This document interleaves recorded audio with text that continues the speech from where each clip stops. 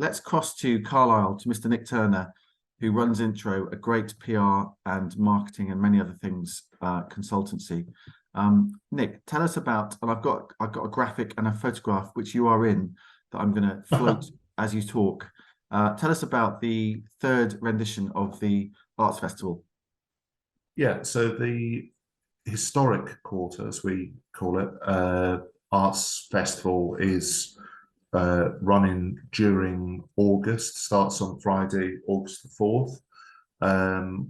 It's kind of developed over the last couple of years. I think last year we had 41 artists involved, and I guess kind of uniquely, we have a central exhibition in our pop-up premises on Paternoster Row, but we also have art in 19 other venues around the historic quarter.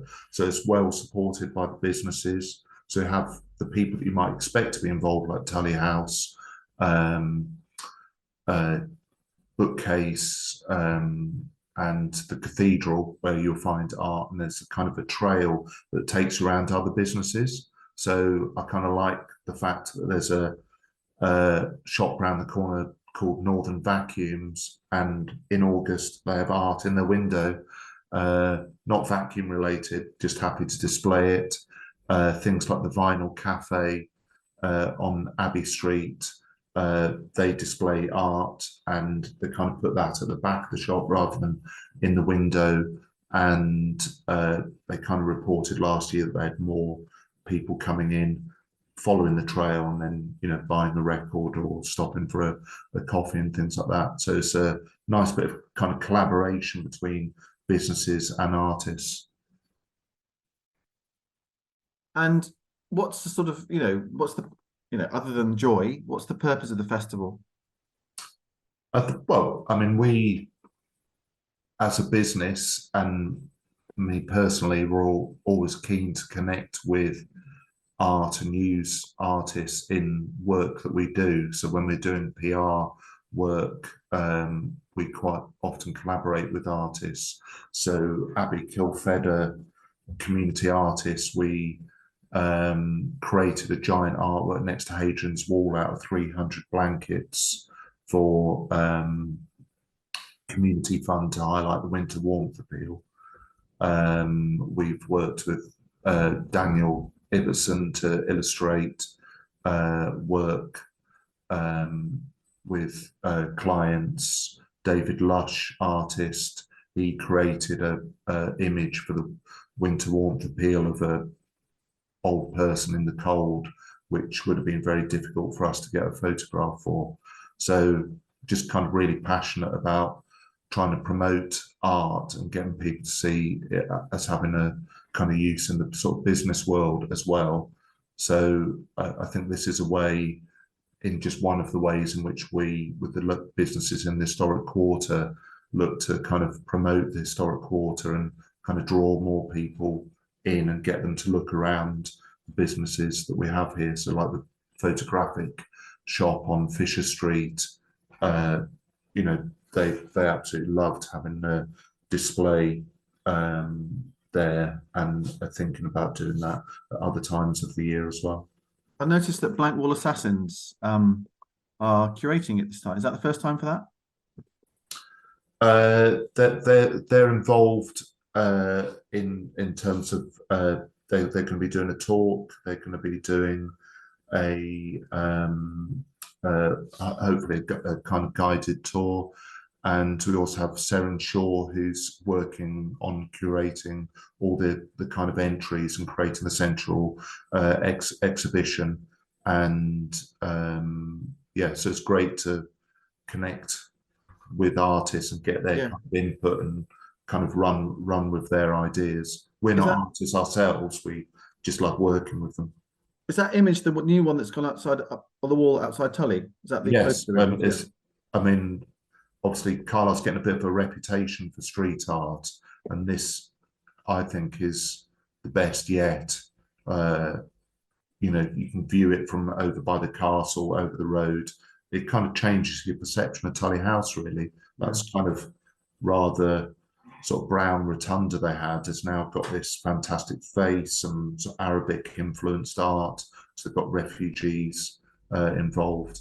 And we have this kind of theme for this year's exhibition of faces of Carlisle. People take that in different ways. Last year was images of Carlisle, so it's more kind of landscaped based. Was this picture from last year?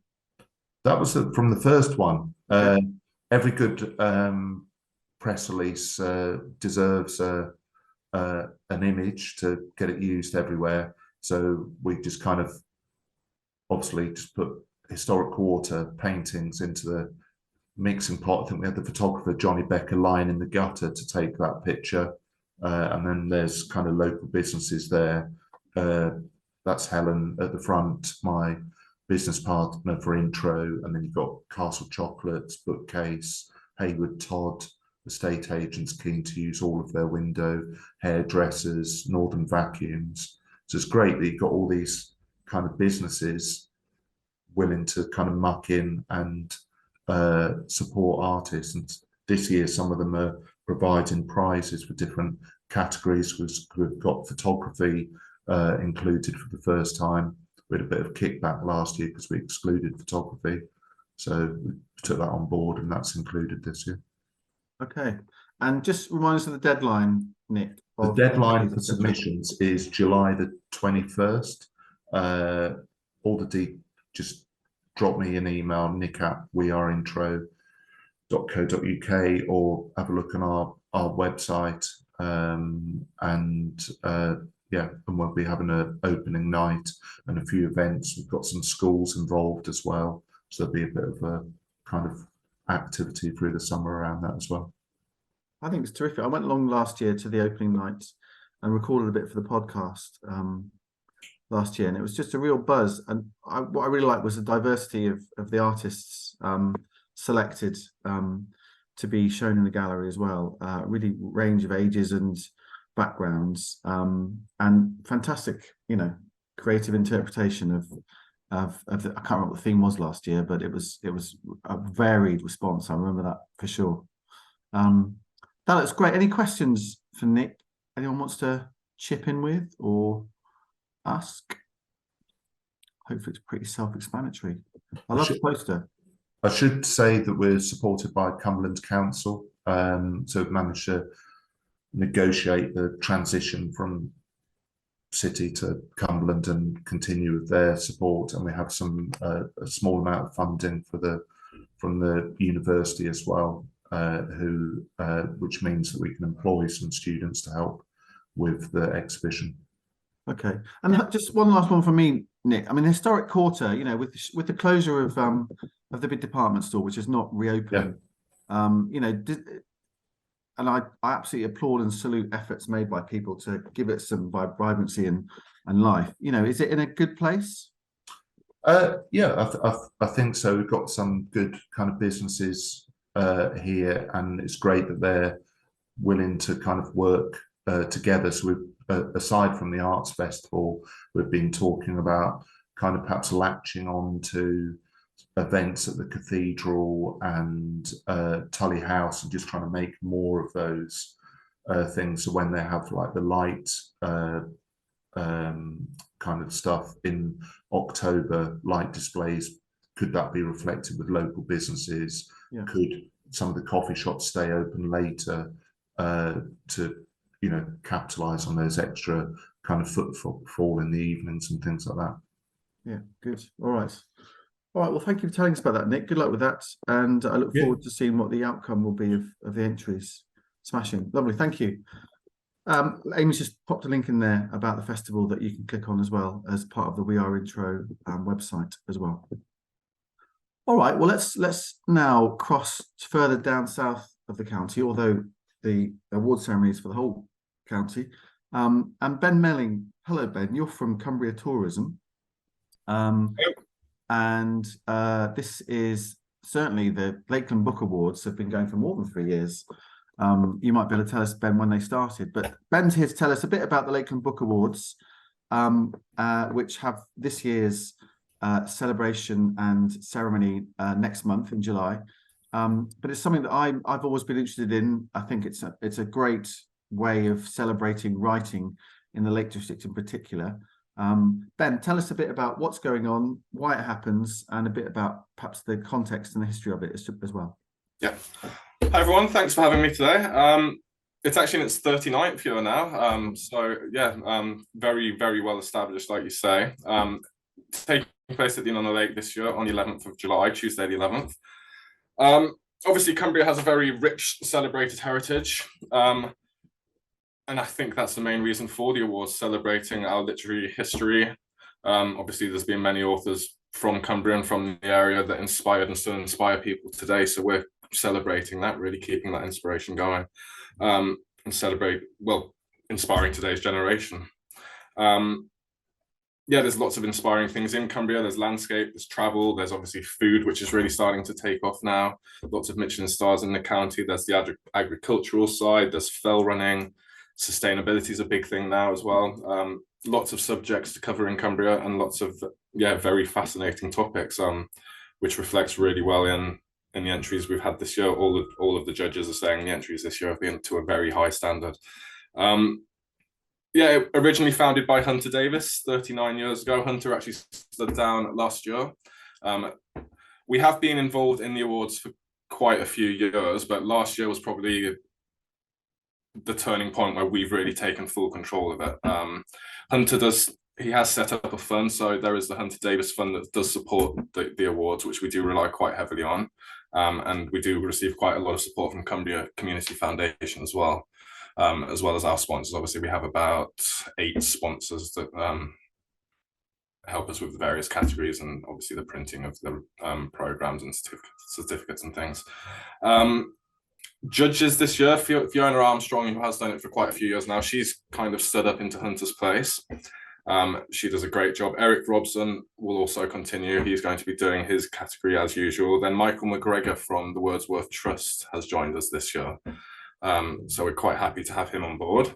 And also Kathleen Jones, who is a local writer actually from Penrith. She's also joined. So we've actually got 4 main judges doing the main adult categories, and we've also introduced a children's poetry competition this year as well. So we've invited all schools in the area to take part.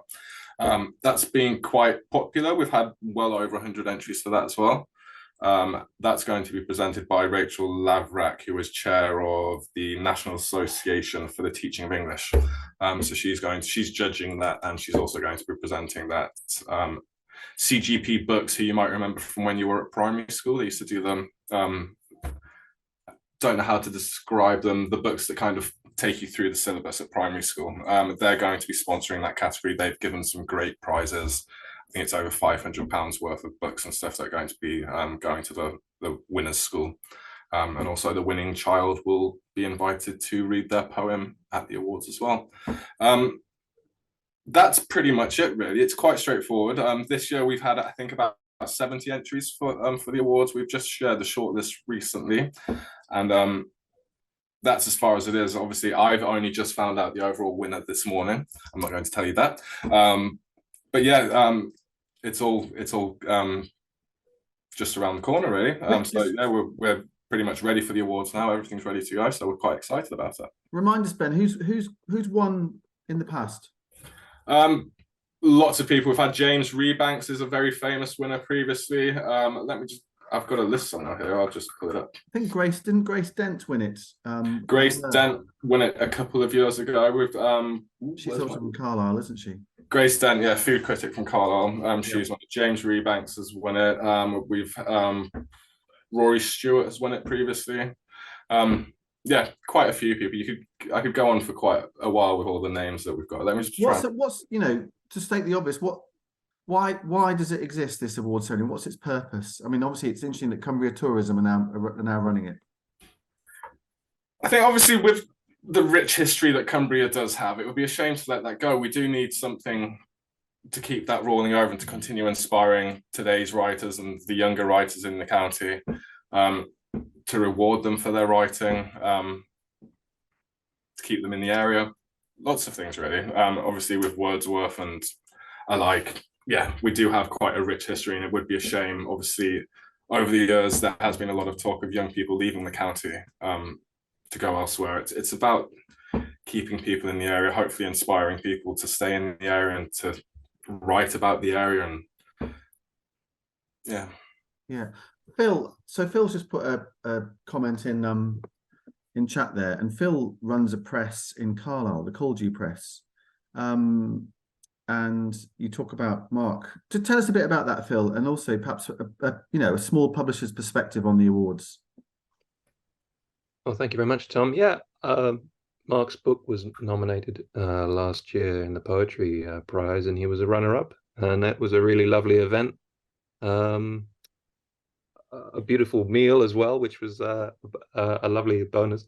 But it was great to see so much creativity in the publishing world, and for small presses like us, it was great to sort of dip our toe in the and meet these movers and shakers in the publishing world, and there's a rich world of writers.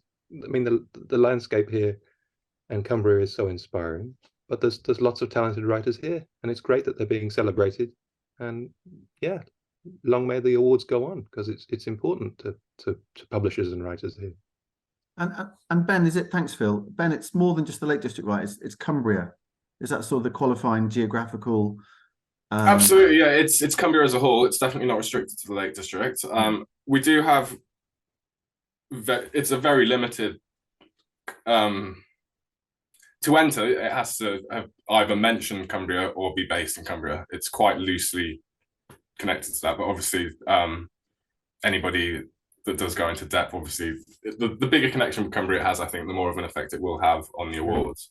But it has to loosely be based on Cumbria or be based in Cumbria to be able to be entered. And Sue, tell us a bit about Hunter Davis. And Sue just disappeared. Yeah, no, you're still there, Sue. So Hunter's idea to start with. Tell us a bit about that.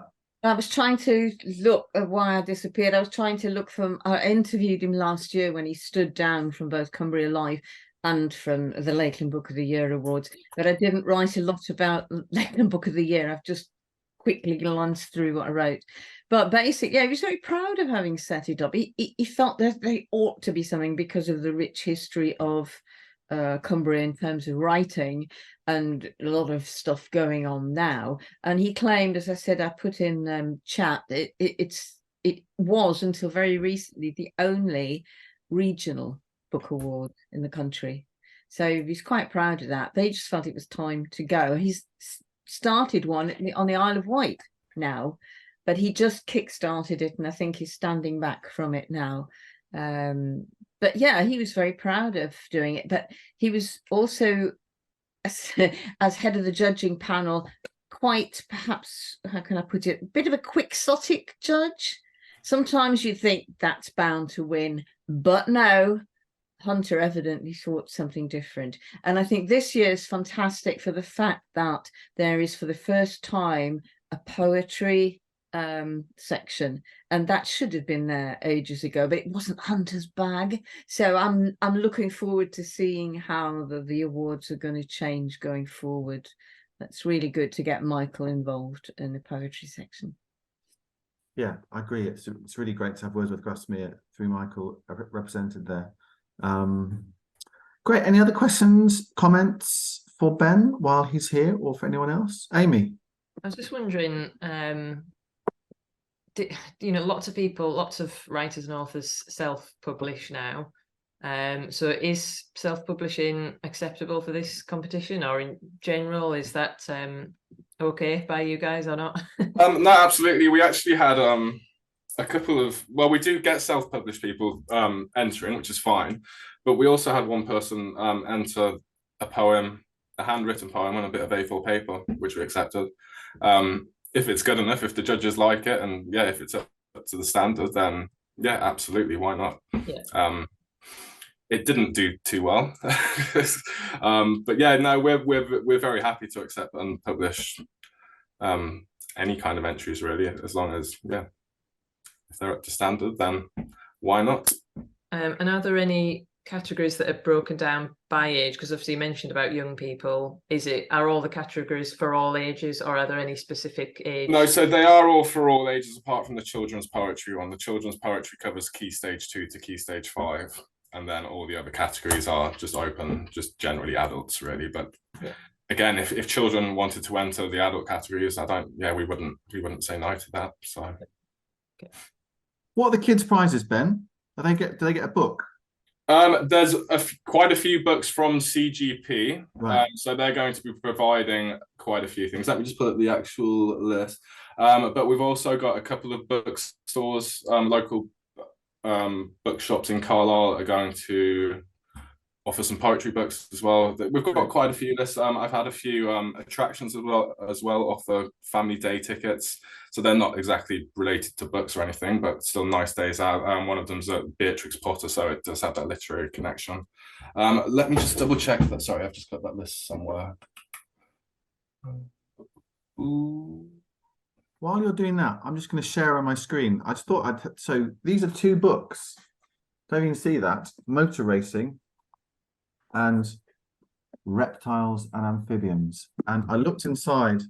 I wonder if my memory serves me correctly. Here we go. You can read that. Awarded to Thomas Spate, that's my real name, for excellent progress in mathematics and something else. What's the date? July 1975. And this is one here. So I was obviously peaking at the age of 6.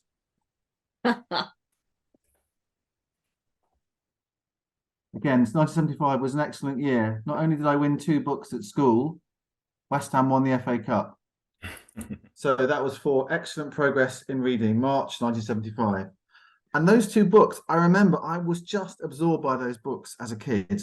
And it's amazing how children winning books, that's why I asked the question, it's a bit of a life, for me, it was a bit of a life changer. Yeah. So CGP are actually offering over £200 worth of books to the winner, and to the winner's school as well. So it's quite a nice prize, I think. Great the kids are involved. Great the children's stuff is involved. It's been really well received, the children's competition. I was quite pleasantly surprised with how many entries we did get. So yeah, it's a good start. Yeah, great. And that means parents and grandparents and stuff will hear about it and talk about it. And it's actually quite a clever marketing move, I would suggest. I'm sure that wasn't the reason for doing it as well. Amy just asked, I wonder if you're connected with New Writing North at all? No. Okay, she's put a link in there. So feel free to have a look at that as well. Thanks, Any Amy. other questions, boasts about books that you won as a child at school that you want to get out now? I think Emma might have a question. She is driving, but if you can bring yourself briefly off mute, Emma, safely. Do. Hi guys. Yeah, I don't know if you guys know, I volunteer in the schools to sort of inspire young minds to get every day, and other people who get asked for about 120 kids this week. Emma, we can't really understand what you're saying, I'm afraid. You're breaking up.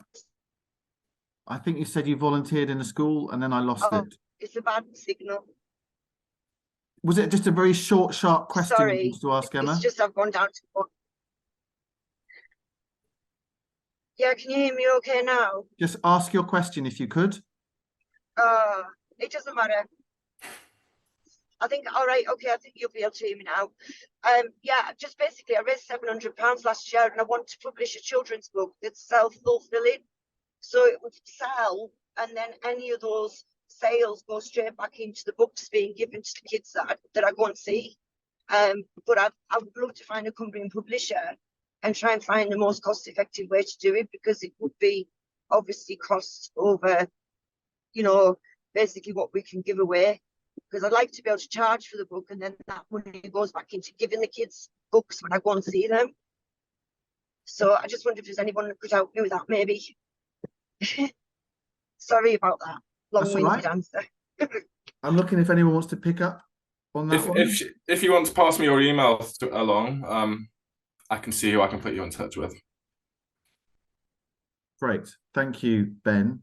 So Emma, Ben is saying if you want to pass on to Ben your email address, he will see what he can do to help put you in touch with someone. Great. Thank you very much indeed. Ben, good luck with the, Phil says the meal was very nice when he went. Sue is going this year, so we'll be able to get corroboration as to whether the catering is up to scratch again this year. But I hope it goes well and look forward to seeing. I can think who I think might win it, but I don't know that. But let's see. Be interesting to see who wins it, and also, you know, it's just a great opportunity to push publishing in Cumbria and books in Cumbria. Absolutely. Good luck, Ben. Thanks for coming on. Thanks for having me, everyone. Pleasure. Thank you. It's 10:05. I'm going to invite Amy to, and maybe Kate might want to chip in as well. Kate's just joined us. About the sessions coming up that the network is running for people in different art forms to have a chat about what's going on and see whether they can win and do better by talking together. So, Amy, do you want to just give us what the plan is? Yes. Now, bear in mind, I'm sort of filling in for Chris here, so I'm probably not going to give you the full rundown that Chris would. But basically, Chris Bridgman, our development producer, is working really, really hard at the moment to try and put in place some of the plans that we've had based on feedback that people have given in the past about what people want from the network. And a lot of people previously have fed back that they'd like, you know, we've got our Friday meetings, we've got the newsletter and social media, but that they'd like to meet up in smaller groups, you know, sector-based groups, you know, where people can just kind of, you know, create these smaller networks, you know, and chat about the particular challenges that might be going on in their particular sector. Because everyone knows if you get 2 or 3 different people together, some of those challenges might be the same, and they might be able to work out a way of, you know, making life easier, basically. So the first one that we've got coming up is Thursday, 13th of July. And they're all evening times, you know, hopefully people can make those times a little bit better. So the first one is visual arts and crafts. And that one is facilitated by Alison Critchlow and Eleanor Cheney. Now, you know, CACN is sort of organising these and helping people to get them going, but we will have facilitators who are people who work in those mediums as well. So Alison Critchlow is a painter based in Bowness on Solway. Eleanor Cheney is a visual artist who does lots of lovely paper craft, lots of different things. And she's also a creativity coach as well. So she'll be a really good facilitator, I think. So I'll put the link to this website in the chat. This is just CACN website. It's got all the links in. So if you want to come to that event, you would just go to the website and book here through Eventbrite, just so that we know you come in. And it'll all be on Zoom. So it's easy enough. And then the second event after that is the 26th of July, 6:30 p.m. again. And that one's theatre and spoken word. And I think storytelling as well. And that one's actually in collaboration with Theatre by the Lake, Cumbrian Creatives Network, which is based with Theatre by the Lake. And so that's facilitated by Liz Stevenson from Theatre by the Lake and Stefan Escreet, who runs his own theatre company, Ragged Edge, and is also connected with our network. Now, we've already had one meetup, which was for the music sector. That one's facilitated by Julie Jarmin, Dave Camlin, who a lot of people know. And so what we're trying to do with that one is just actually get a time. This is the challenge. Everyone's busy, especially musicians, trying to get a time that people can meet. So there's just a link to a doodle poll for that one. So if you are interested, fill that doodle poll in, and then we'll get a second time to meet. And there's also some of the themes that came out of that first meeting there. So that's quite interesting to see. You know, people were talking about lots of different things, which, you know, it's kind of basically shared knowledge. I think there's lots of, you know, knowledge out there, and we're trying to bring people together, you know, to be able to just to help each other out, really, you know, just see what happens. So I'll put the link to the CACN website in chat now, and just forward that on to anyone that you think might be interested in taking part in those. Thanks, Amy. Kate, do you want to pick up on Sue's question in chat? Yeah. Hello, good morning, everybody. Sorry to be late joining this morning. I was in funding bid land. I've just emerged into the darkness, pretty much in my pajamas, which is why you can only see me to here. But yeah, in answer to your question, Sue, there's no reason at all why we can't have a writers sectoral group. So far, I guess the only thing that's stopped us is our own capacity to get organised. So yeah, it's something that we can definitely add to the list to be next if you want to, and if you wanted to be part of the sort of facilitation of that, then that would be even better. So Did we answer your question, Sue? I wasn't intending to give myself a job. Hasten to add, it's just that there used to be a project which I ran when I was at Eden Arts, county-wide project called New Writing Cumbria, and we used to link in with New Writing North and things like that, because Lakeland Book of the Year looks at specifically Cumbrian books, and the vast majority are non-fiction, non-poetry in the past. What we did in New Writing Cumbria was Arts Council kind of new writing, you know, groundbreaking stuff, or a lot of poetry, or and we published the odd collection of short stories and this sort of thing, Phil does now. But it was always difficult because there was always lots of people writing their memoirs. That was the kind of writer I seem to end up talking to an awful lot.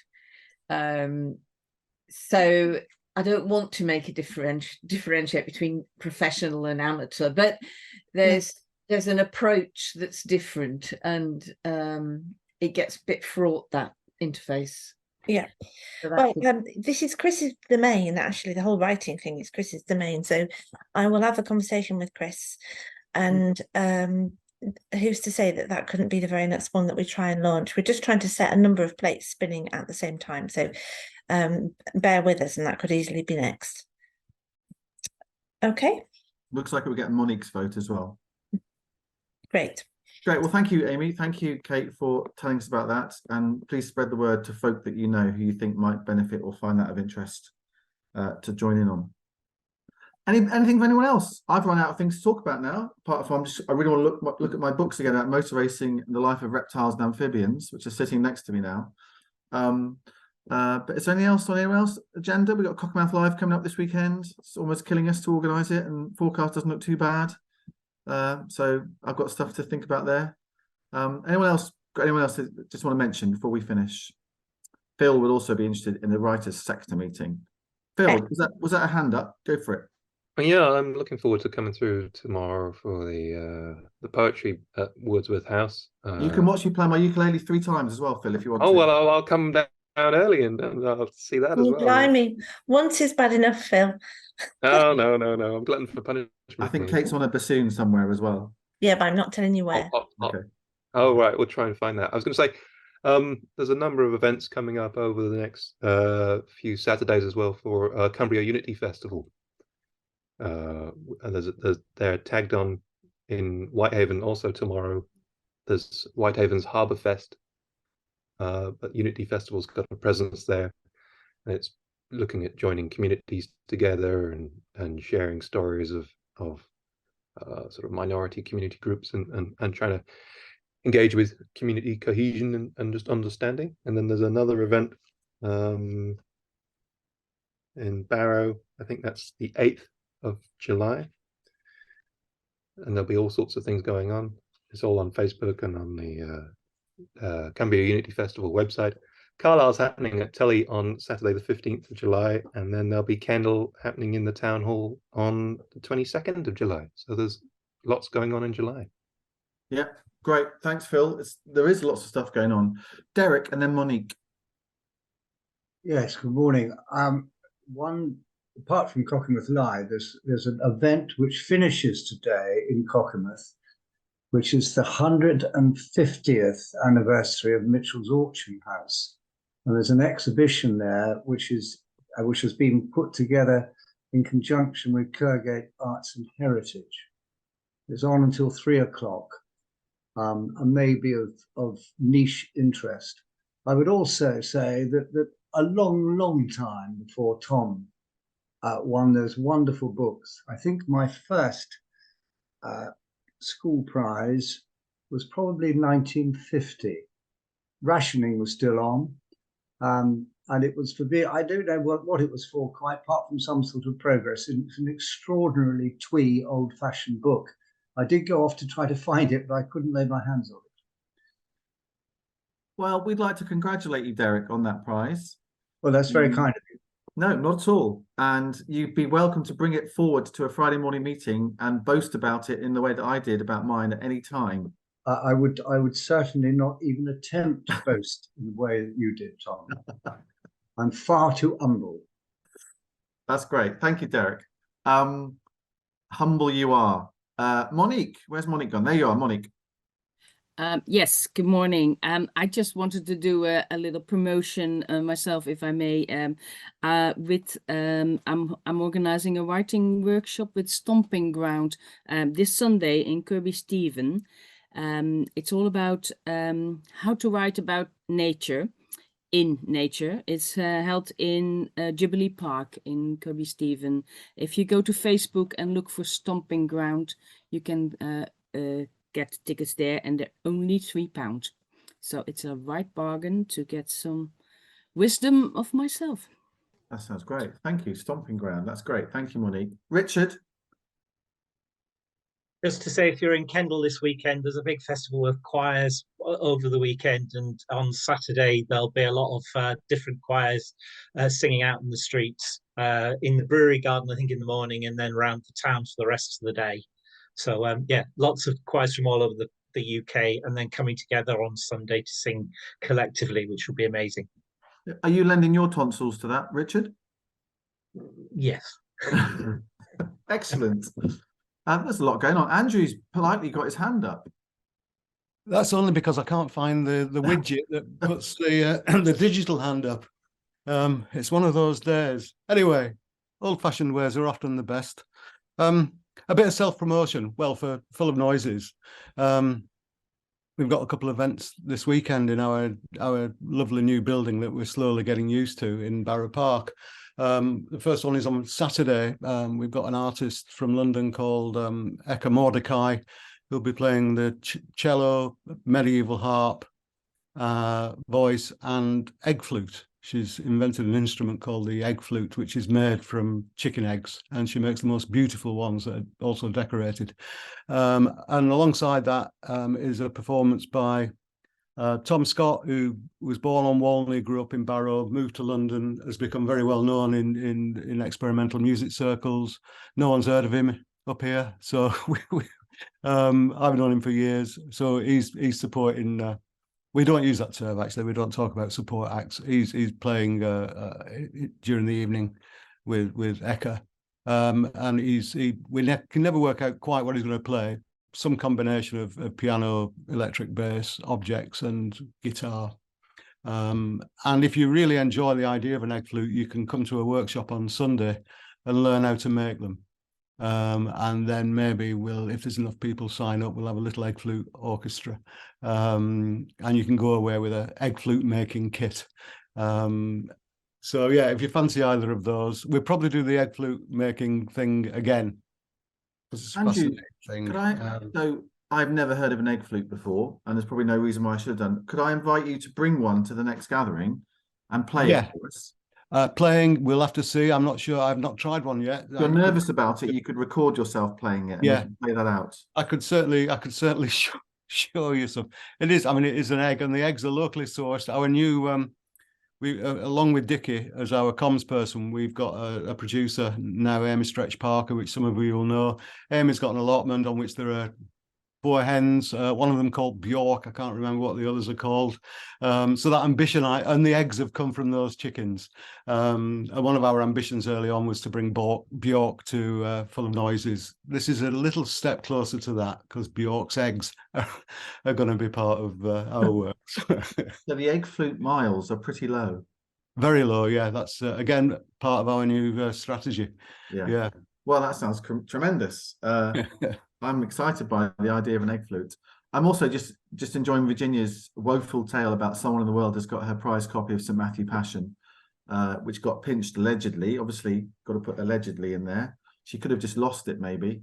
But anyway, Virginia, thank you for sharing that with us. You're on mute, so we can't hear you retort about my accusation that you No, it was pinched. It was pinched from my room at the university.